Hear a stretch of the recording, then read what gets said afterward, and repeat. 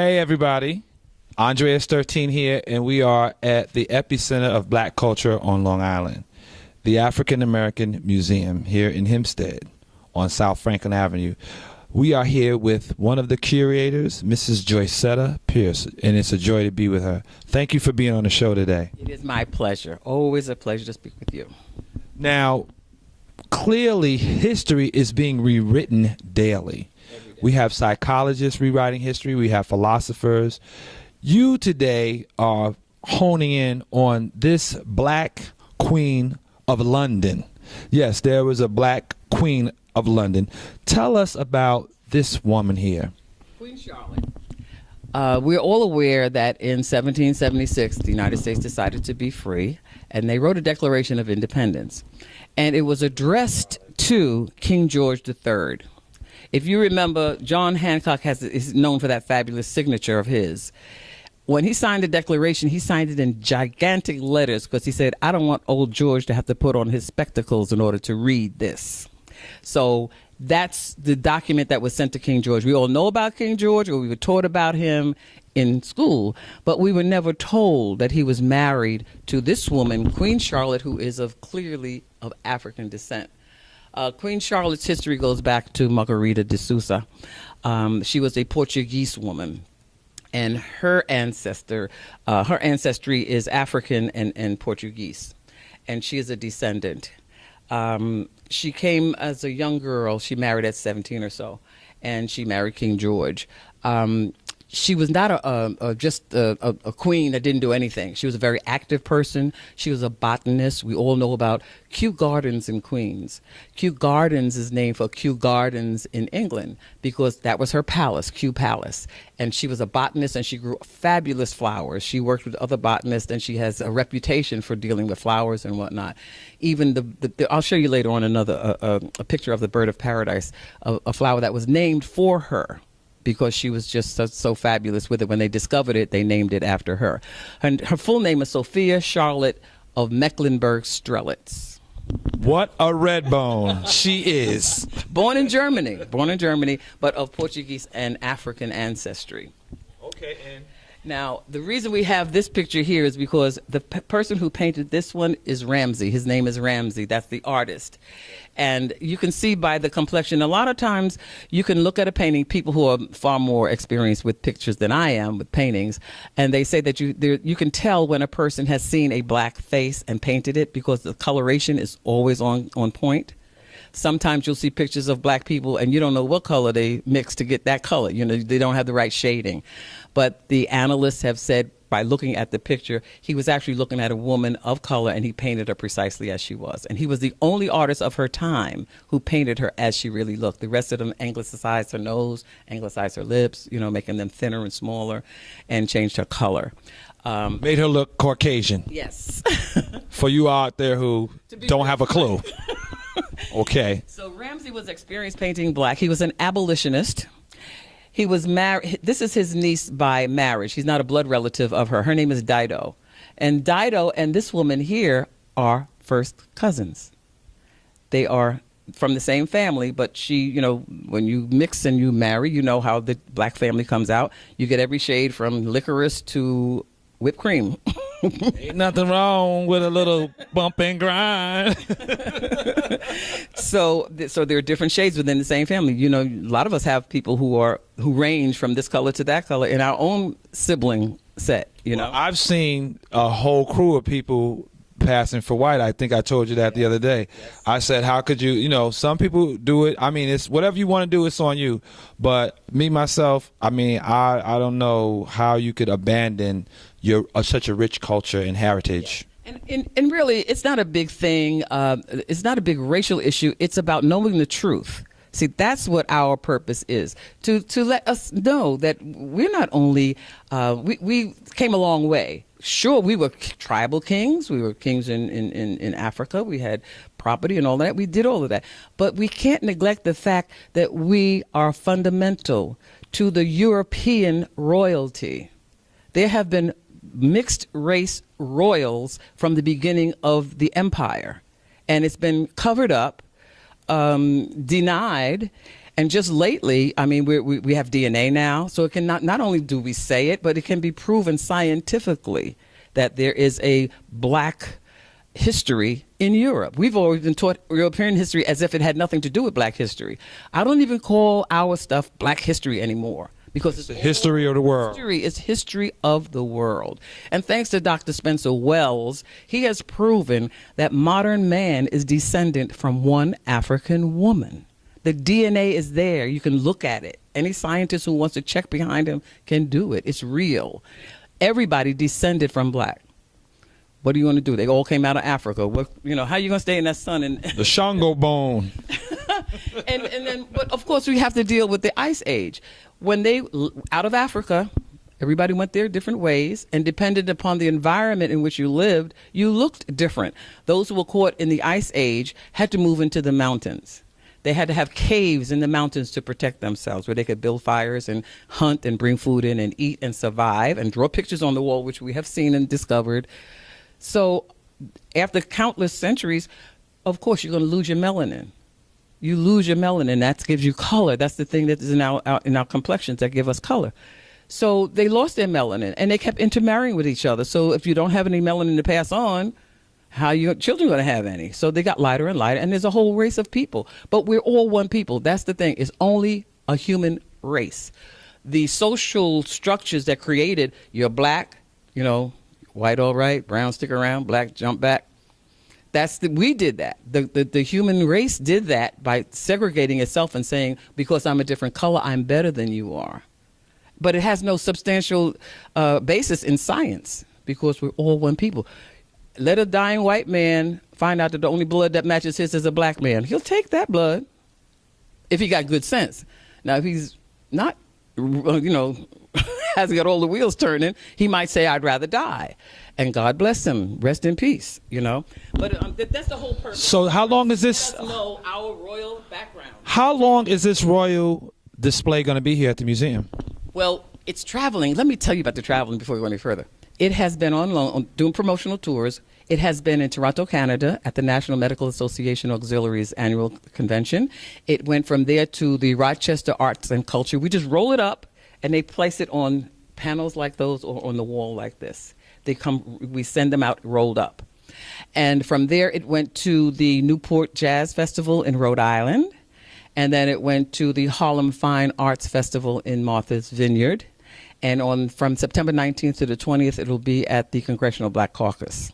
So we're sending it out just for promotion. Are you going to the Congressional Black Caucus? I have to go one day, because our artist, Frank Frazier, a guy from Hempstead, who did very well in art with his famous shoe polish paintings, I promised him I would be there, and he's going to be there. So I have to go. Can't say no to Frank. He's been loaning us paintings forever. So now this is Charlotte and her children. Okay. Her descendants connect to royal families from Spain to Scandinavia.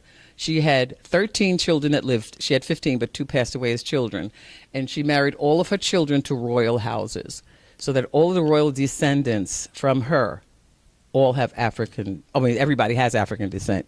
We know that. But the thing that is not known about in our history is that our history is here. It includes all of it. It includes Africa and Europe. We talk about the diaspora. The whole world is us. And we got to deal with it. Now, Charlotte was Queen Victoria's grandmother. Queen Victoria is Elizabeth's great-grandmother. And when the London Times reported that in the Queen Elizabeth's coronation speech, there's a part of her ceremony where she has to defend her crown, and it's called an apologia. And in her apologia, she said, I acknowledge my African and Asian ancestry, because she does have Asian ancestry as well as the African. We could do a whole thing on just their ancestry. Well, I don't know. I don't know why they were so mad that Diana was going with Dodi, because he was an African prince and they died together. And listen, Diana is descendant from Queen Philippa. Queen Philippa was also a mulatto queen of England who preceded Charlotte by 437 years. In the 1300s, she sat on the throne. Another African descent woman. of obvious. Oh my Lord! Wow!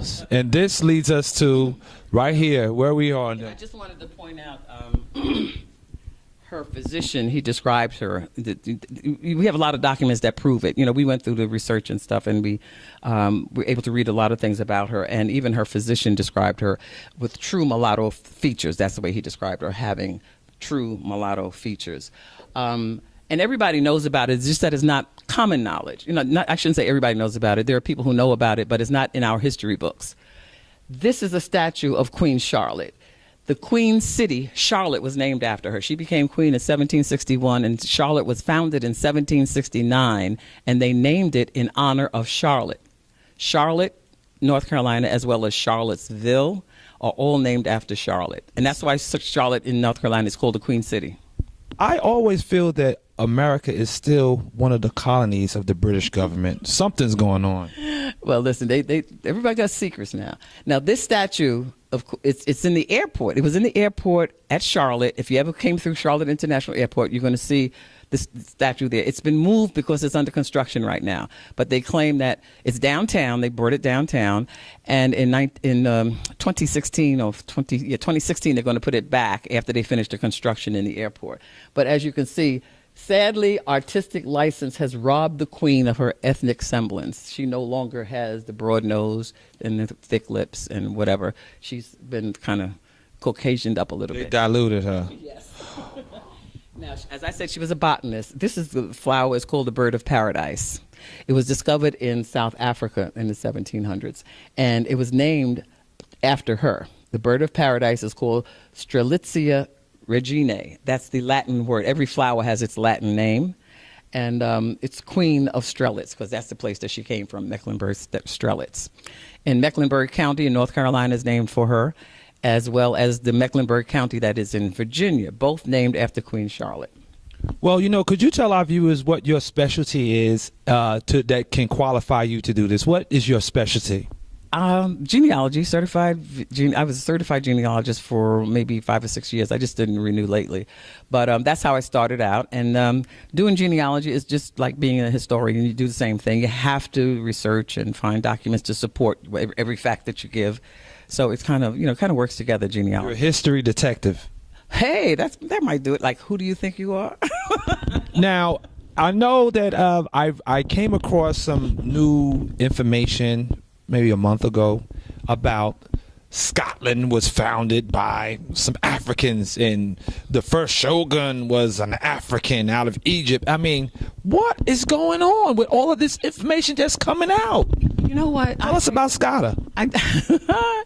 Yeah, she was the daughter of Akhenaten, and I haven't did my research yet because we're going to do a whole piece on her as soon as we document everything. But so far what we have is that she was the daughter of Akhenaten.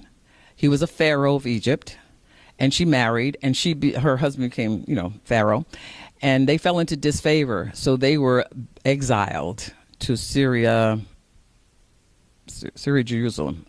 They were exiled, and they went there for a while, and then they went west. They were looking for a place to stay, and they headed toward, the English country, and they found a place, a little island right off of England, and they say that the Scots are named for her. Her name is spelled Scota, and that's why they're called Scots, because they are descendant from her.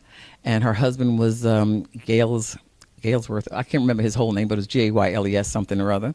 And that's where the Gaelic Irish, both islands, Scotland and Ireland, have Egyptian ancestry because they came and settled there when they were exiled. And you heard it first here on the African American Media Network.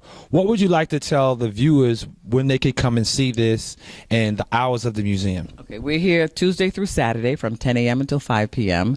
And we encourage families to come, schools to come, because these are things that we need to know so that we are more comfortable in our own skin. We can't identify our skin. How are we going to be comfortable in it if we don't know who we are?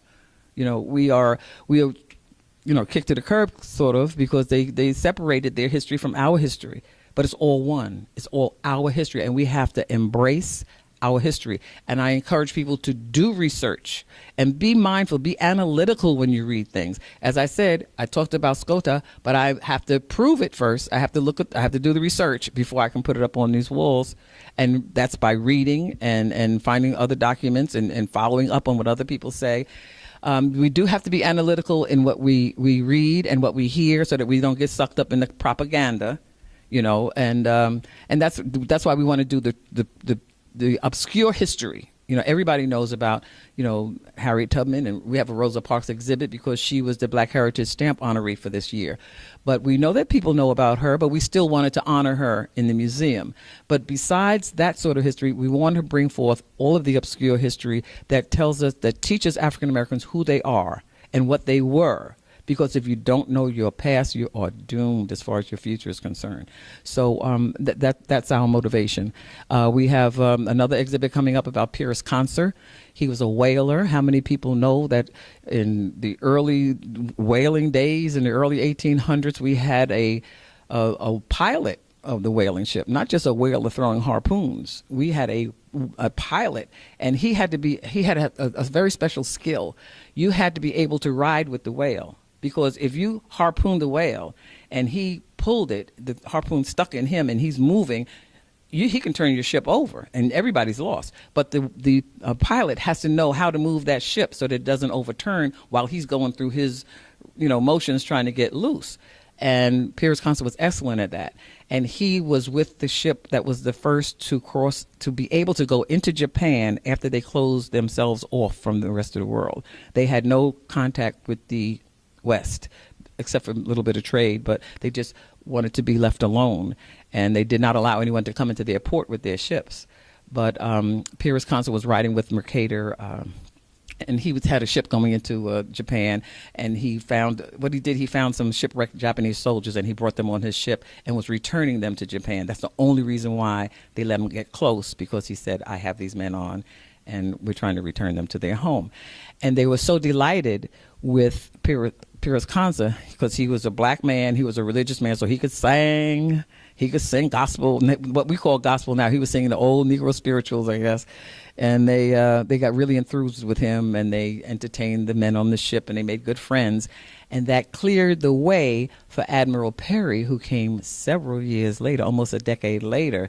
He went through, and he is noted for being the first American, first Westerner to get into Japan. But he was preceded by the ship that Pierce Conser was on. And that's the kind of history that you can find here at the African American Museum. Hopefully, by next year, we're going to talk to you about the Black Mexicans, the Olmecs. Africa Bambaataa, he talks about them a lot. We're going to find out about those. Those big statues with the big broad nose and the big lips in Mexico? We're going to talk about those, the Olmecs.